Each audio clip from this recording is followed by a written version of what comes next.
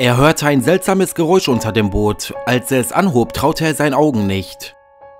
Der folgende Vorfall ereignete sich in Kanada, als ein Mann mit seinen Freunden an einem See in der Nähe eines Waldes angeln ging.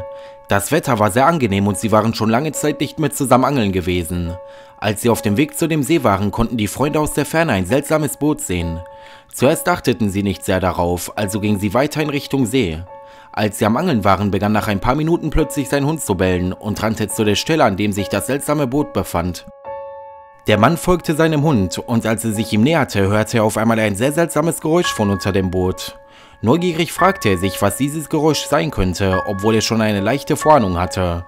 Aber seine Neugier war so groß, dass er sich dazu entschied, das Boot anzuheben, um sich zu vergewissern, was darunter war. Doch als er es sah, konnte er seinen Augen nicht trauen.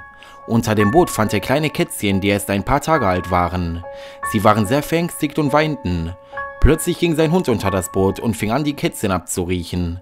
Der Mann dachte, dass sein Hund sie vielleicht beißen würde, aber ganz im Gegenteil, da er sofort anfing, sie mit seiner Schnauze zu streicheln und sie abzulecken.